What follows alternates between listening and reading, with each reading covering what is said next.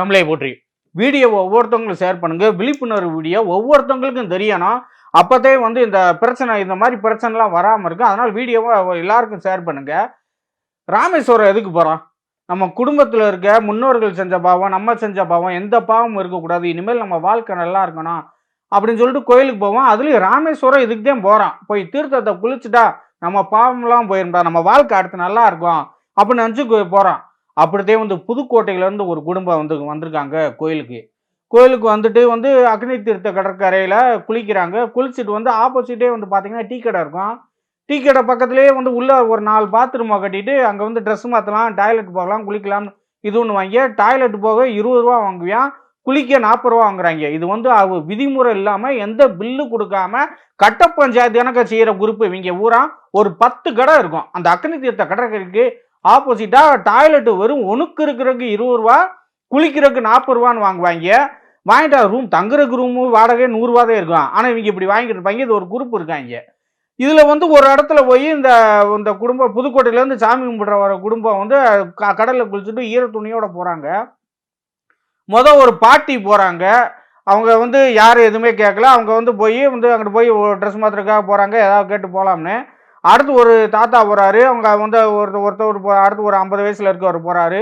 அடுத்து ஒரு 16 வயசு 17 வயசு பிள்ளை போது ஒருத்தன் வந்து கூப்பிட்றியான் வந்து, வாங்க வாங்க இங்கே ட்ரெஸ் மாற்றணுமா, ட்ரெஸ் மாற்றிக்கலாம், வந்து ஃப்ரீ தான், வாங்க அங்கே போனால் 20 ரூபா 30 ரூபா, நம்மகிட்ட ஃப்ரீ, பாத்ரூம் ஃப்ரீ தான், குளிக்கிறது ஃப்ரீ தான், இப்படிலாம் சொல்லியிருக்கேன். வந்து இதை ஒரு அக்கா கவனிக்கிறாங்க. அவங்க வந்து கவனிச்சுக்கிட்டே இருக்காங்க. ஒரு 27 வயசில் இருக்கவங்க ஒருத்தவங்க தங்கச்சி கவனிக்கிறாங்க. அப்படி இவங்க போகிறாங்க. இவங்களையும் கேட்குறியான். அதாவது அவ எப்படின்னா சிவப்பு தோல் வெள்ளத்தோல் இருக்காளா கேட்குறியான். இது ஒன்று வந்து இப்படி ஒரு இதை அவ கேட்குறியான். அப்படி இவங்க கவனிக்கிறாங்க. ஏதோ என் பிரார்த்தனை பிச்சைக்காரப்ப ஏதோ ஒரு படுவாவியாக இருப்பியான் போல, மோசமானவன் ஏதோ சதி பண்ணுறியான் அப்படின்ட்டு அவங்க கணிக்கிறாங்க. எங்கெங்கே பாத்ரூமு அப்படின்னு கேட்குறாங்க. இவங்க போயிட்டு இவங்ககிட்டையும் கேட்குறியான், வாங்க பாத்ரூமில் இது பண்ணுங்க, ஃப்ரீ தான், வந்து ட்ரெஸ் மாத்திரக்கு ஃப்ரீ, ஒரு சேவையாக பண்ணுறோம்னே. என்னடா வாண்டடா வரையான், அதை வந்து கண்டே கொடுத்தான்டா. சரி எங்கே இருக்குது பாத்ரூம்னு போய் காமிக்கிறாங்க. காமிக்கிறியாவே இவங்க உள்ளே போகிறாங்க. உள்ளே போனவனே வந்து இவன் பார்வையும் சரியில்லை, ஆட்டிடியூட்டே சரியில்லை, நடத்த ஒரு சைஸாக இருக்குது. இவங்க கணிச்சிட்டாங்க, இவன் ஏதோ சீட்டிங் பண்ணுறியான், ஏதோ இது பண்ணுறியான், இதை நம்ம கண்டுபிடிக்காம போகக்கூடாது அப்படின்னு வெறியோட ஒரு காவல்துறை அதிகாரி மைண்டோட உள்ளே போகிறாங்க. உள்ளே போனோடனே மொபைல் எடுத்துகிட்டு அந்த கிட்டன் ஸ்பை கேமரா கிட்டன் ஆப்னு ஒன்று இருக்குது. அந்த இதில் என்னென்னா கேமரா எங்கிட்டாவது வந்து கடிகாரத்துக்குள்ளேயோ இல்லை பாத்ரூம் குழாம்லையோ டைல்ஸுக்குள்ளேயோ இல்லை ஒரு ஏதாவது இந்த இது வச்சுருப்பாங்களே ஸ்ப்ரேயில் வந்து கேமரா வச்சுருப்பானா, இதெல்லாம் கண்டுபிடிக்க அந்த மொபைலில் அந்த ஆப் ஆன் பண்ணிட்டு இப்படியே பார்த்தோம்னா அது கேமரா இருக்கிற இடத்துல லைட் எரியும். லைட் எரிஞ்சு அது கட்டிடுறதுனாக்குள்ள கேமரா இருக்குன்னு அவங்க அந்த தங்கச்சி வந்து ஃபுல்லாக இது பண்ணுறப்ப டைல்ஸில் கேமரா வச்சுருந்துருக்கியா. ஒன்றும் அவங்க எதுவும் செய்யலை. அப்படியே நீட்டாக வெளியே வந்துட்டு ஸ்டேஷனுக்கு போயிட்டாங்க. ஸ்டேஷன் அங்கே இருக்குது, இந்த ஏரியாவோட ஸ்டேஷன் அங்கே இருக்குது. டெம்பிள் ஸ்டேஷன், கோயிலுக்கு ஸ்டேஷன், டெம்பிள் ஸ்டேஷன் ஒன்று இருக்குது ராமேஸ்வரத்தில். அந்த ஸ்டேஷனுக்கே போயிட்டாங்க. அந்த ஸ்டேஷனில் உடனே அவங்க வந்து என்னன்னா போய் கம்ப்ளைண்ட், இவங்க வந்து என்னடா ட்ரெஸ் மாற்றாம போகிறாங்களே, இது பண்ணுறாங்களே, பார்த்தவொடனே இவங்க வந்து ஸ்டேஷனுக்கு போகிறாங்க அப்படின்னு கணிச்சிட்டியாவே.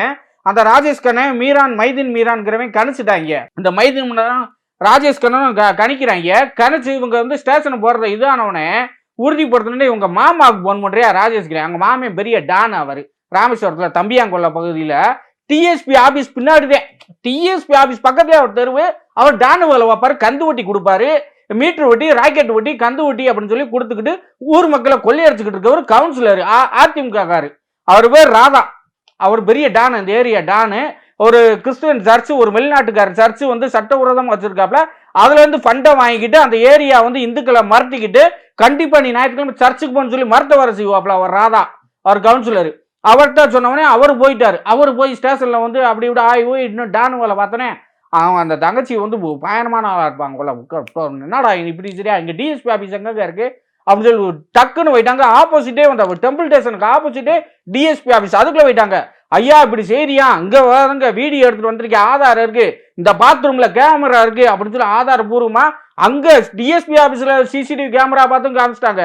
டிஎஸ்பி ரொம்ப நல்லவர், புதுசாக வந்திருக்காரு, சந்தன பாரதி. அவர் என்ன செஞ்சாரு, உடனடியாக போங்கன்னா போலீஸ் படையை கூட்டு போய் அங்கே இது பண்ணிட்டாங்க. போய் அந்த பாத்ரூமில் எல்லா பாத்ரூம் செக் பண்ணால் 3 கேமரா வச்சுருக்காங்க. 3 கேமரா அமேசானில் ஆர்டர் பண்ணி வாங்கி ரகசிய கேமரா வச்சு ஒவ்வொரு வந்து பெண்களை வந்து உடை மாற்றுறதை வீடியோ எடுத்து அதை இது பண்ணிக்கிட்டு ரசிச்சிருக்கான்.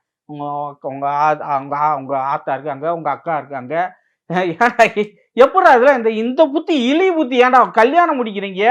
அதை அதை அதை அப்படி என்னத்தோட பார்த்து இதில் ரசிச்சு விடுவீங்க? அடுத்து இதில் வந்துட்டு இதெல்லாம் பொழப்பு தானே. ஓ நம்பி அவன் அவன் வந்து யாத்திரை, அவன் இங்கே உனக்கு கோயிலுக்கு சாமி கும்பிட வரையால, அவன் வந்தாத்தே உனக்கு சோறு. அவன் வந்து கோயிலுக்கு வந்து சோறு வந்தால் சோறு. உண்மையிலேயே அந்த ஏரியா பகுதி அப்படிதாங்க இருப்பாங்க. அந்த யாத்திரை வரவன் அந்த சாமி கும்பிட வரனே ஒரு கேவலமானவன் மாதிரிலாம் பார்க்குற டீம்லாம் இருக்காங்க அந்த ஏரியா பக்கம், அந்த பகுதியில். அந்த மாதிரி டீம் தான் இவங்க இருப்பாங்க. ஒரு அவங்க பா எப்படி நினச்சிருக்கான் பாரு. வர யாத்திராப்பா 500 1000 வந்து இவங்க வந்து இது பண்ணுவாங்க. அது வேற கணக்கு. அதை கூட விடுங்க. அவன் இப்போ வந்து மனம் வந்து சந்தோஷப்பட்டு நம்மளுக்கு வந்து கோயிலில் வந்து நல்லா சுற்றி காட்டினாங்க, இது பண்ணாங்க, கைடு பண்ணாங்க, அவன் மனம் வந்து கொடுக்குற அது வேற. ஆனால் நீ வந்து அவங்கள வந்து அப்படி கூட பார்க்காம ஒரு உடல் உறுப்பா அப்படி வந்து ஒரு இதாக பார்த்துருந்தேன்னா எவ்வளோ ஒரு கேடு கட்டவனா இருப்பியான், ஒரு மனித தன்மையே இல்லாதவனா இருப்பியான். இவன் பொண்டாட்டியை நதான் அவுத்து போட்டு நதான் நிப்பாட்டி வந்து நதான் ரசிச்சு வீடியோ எடுத்து ஆன்லைனில் எப்படி குத்த வச்சு உட்காரச்சு உங்கள் ஆத்தாலையோ உங்கள் அக்காவையோ உங்கள் பொண்டாட்டியோ உட்காரச்சு வீடியோ லைவ் சாட்டில் பார்த்துக்கிட்டே இருக்க வேண்டியாண்டா. மீரான் சம்சாரத்தை நீ வாரு, ஓன் சம்சாரத்தை மீரான் பார்க்கட்டும், அப்படி கூட செஞ்சு தொலைய வேண்டியாண்டா. தற்கொலை பயல்களா அப்படி செஞ்சு இது பண்ணியிருக்கியான். அந்த கேமராவை எடுத்துட்டாங்க முடிஞ்சு. இது பேப்பரில் வந்துருச்சு, எல்லாம் வந்துருச்சு. ஆனால் காவல்துறை இருக்குல்ல, இன்னவரையும் பக்கத்தில் இருக்குது. குளிக்கிற ரூமு பக்கத்தில் இருக்குது, அது பக்கத்தில் ரூம் இருக்குது. எல்லா பக்கம் ராமேஸ்வரம் புக்கா முழுவதுமே வீடை லார்ஜ் உரிமமே பெற மாட்டாங்க, லைசன்ஸே கிடையாது. ஒவ்வொரு ரூமை கட்டிக்கிடுவார் அவர், லார்ஜுன்னு சொல்லி வந்து தங்கிக்கலாம் அப்படின்னு சொல்லி. பஸ் ஸ்டாண்டில் வேணும் வச்சுனா பின்னாடியே வருவாங்க. 2 பாதுகாப்பு படம் வந்து பிடிச்சி கையை பிடிச்சி இழுப்பாங்க. இடையில கூட ஒரு வீடியோலாம் வச்சு என்ன அப்படியே வந்து ரூம் இருக்கா, பெட் வசதி இருக்கா, சிங்கிள் பட்டா டபுள் பட்டான்னு ஒரு வந்து பக்தர் கேட்குறாங்க, ஏன் வந்து என்ன படுக்க போகிறீங்களா அப்படிலாம் கேட்டுறாங்க. கேட்டு ஒரு பிரச்சனையாச்சு, அப்படிலாம் ஆயிருக்கு. அந்த மாதிரி தரக்குறாலாம் நடப்பாங்க. இந்த மாதிரி லார்ஜை பூரா ஒரு லார்ஜ் இல்லாமல் சோதனை ஆகிட்டோன்னா என்ன சோதனை ஆகிடல. காவல்துறை எந்த உடைமாற்றாரையோ பாத்ரூமையோ இல்லை வந்து தங்குபிடித்துல எதையும் சோதனை இல்லை. இந்நேரம் என்ன செய்வியா, நேரம் கேமராலாம் கழட்டி வச்சிருப்பியான், நேரம் கேமராலாம் கழட்டி இருப்பியான், இங்கேயும் சோதனை ஆகிடல. இது மாதிரி ஃபோன் ஒன்று வாங்குறாங்க. இங்கே ஃபோனை வந்து அந்த பாதுகாப்பு அறை, அது பேர் என்னமோ இது சொல்கிறாங்க வந்து லாக்கர்னு சொல்கிறாங்க. லாக்கர் ஒரு ஃபோனுக்கு 100 ரூபா 50 ரூபான்னு வாங்குறேன். அந்த வடக்கு வாசலில் அந்த தீர்த்தம் குளிக்கிறதுக்கு போகிறப்ப உள்ளே சொல்ல மாட்டாங்க யாரும். அந்த ஃபோனை வந்து உள்ளே கொண்டு ஃபோனை கொண்டு போகக்கூடாது, ஈரத்தில் நனைஞ்சிரும். இதுவும் வந்து அந்த ஃபோனை வந்து அந்த அர்ஜென்ட்டு ரூமில் போய் வைக்க முடியாது, ரூமுக்கு இதுக்கு ரொம்ப தூரம், அர்ஜென்ட்டு போய் லாக்கரை வைக்க சொன்னால் 100 ரூபா 150 ரூபா ஒரு ஆளுக்கு அது வாங்குறது. அவன்கிட்ட ஃபோன் எந்த பாதுகாப்பில் இருக்கும் சொல்லுங்கள்? எந்த உரிமமும் கிடையாது. அந்த வடக்கு வாசலில் வச்சுக்க லாக்கர் செல்ஃபோனுக்கு வச்சுருக்க எவனுக்கு லாக்கருக்கு உரிமை இல்லை. அவன்கிட்ட வச்சோம்னா ஃபோனு வந்து லாக் போடாமல் அவன் எடுத்து நோண்டி ஏதாவது ஏற்றி விட்டாலும் எடுத்துட்டாலும் யாரும் பொறுப்பு? யார் பொறுப்பு அதுக்கலாம்? இந்த மாதிரி பாத்ரூம்குள்ள கேமரா வச்சவன் மொபைல்ல இருந்து எடுக்க மாட்டேன்னு என்ன நிச்சயம்? அதுக்கெல்லாம் வந்து யார் உரிமை கொடுத்தா? அவனுக்கு லாக்கருக்கு எந்த எந்த விதியின் அடிப்படையில் வந்து அந்த லாக்கரை வந்து ஃபோனை வந்து ஒப்படைக்கிறதுக்கு இது சொல்லுங்க? என்ன அடிப்படை? ஒரு வந்து ஒரு அடகு கடை வைக்கணும்னா காங்கிரீட் ரூம் போடணும், ஸ்ட்ராங் ரூம் கட்டணும், இது வைக்கணும், வந்து ஸ்ட்ராங் பாக்ஸ் வைக்கணும், எல்லாமே இருக்குல்ல. அந்த எந்த விதியுமே இல்லாமல் ஃபோன் லாக்கரில் கொடுக்குறாங்க. அந்த ஃபோனுக்கு என்ன அது உத்தரவாதம்? அந்த ஃபோனில் இருக்க தகவல்களுக்கு என்ன உத்தரவாதம்? அது தெரியல. இந்த மாதிரி அசால்ட்டாக விடுறதுனாலதே வந்து இப்போ இந்த மாதிரி சீட்டிங் பயல்க கேமரா வச்சிருக்கியா? இது மாதிரி உடனடியாக என்ன செய்யணும் காவல்துறை? இனிமேல் இந்த மாதிரி நடக்கக்கூடாது அப்படின்னா விழிப்புணர்வு வேணும், மக்களுக்கு விழிப்புணர்வு வேணும். எங்கே வேணாலும் பெண்கள் வந்து என்ன செய்யணும், பெண்களா ஆண்களா, இங்கே வானவில் தயல் வேற இருக்காங்க, அவங்க என்ன ஆம்பளை பையங்களா இருந்தாலும் வீடியோ எடுப்பாங்க. அதனால என்ன செய்யறீங்க, பெண்களா ஆண்களா அந்த அது கிட்ட நான் வந்து ஸ்பை கேமரா கிட்ட நான் எடுத்துட்டு முதல்ல ரூம்குள்ள ஒன்று எல்லா பக்கமும் எடுத்துக்கோங்க. கேமரா இருக்கான்னு செக் பண்ணிக்கோங்க. செக் பண்ணிட்டு வந்து அடுத்து நீங்கள் எதுவும் வந்து வேலையை தொடங்குங்க. வந்துட்டு வந்து ட்ரெஸ் மாத்துறதோ டாய்லெட் போகிறதோ உனக்கு இருக்கிற இந்த வேலையை பாருங்க, இல்லைன்னா இப்படித்தே ஆகும். இதே மாதிரி அடுத்து காவல்துறை வந்து ஒவ்வொரு இடத்தையும் வந்து ஆய்வு செய்யணும், எது பண்ணணும். அப்போதே வந்து சரியாக எல்லா கோவில் தலங்களும், பேருந்து நிலையம், ரயில் நிலையம், விமான நிலையம், எந்த இடத்துலையும் இங்கே பொது கழிப்புறம் எங்கே இருக்கோ, தங்குற இடம் எங்கே இருக்கோ, எல்லா இடத்துலையும் இப்படி ஒரு ஆய்வு நடத்தி உடனடியாக அது பண்ணால், இல்லைன்னா வந்து இது பெரிய சட்ட சிக்கலாக கூட வாய்ப்பு இருக்குது. வந்து மக்கள் எல்லாரும் விழிப்புணர்வோட இருப்ப அந்த வீடியோ எல்லா பக்கம் ஷேர் பண்ணி விழிப்புணர்வை ஏற்படுத்துவோம். தமிழை போற்றி வணக்கம்.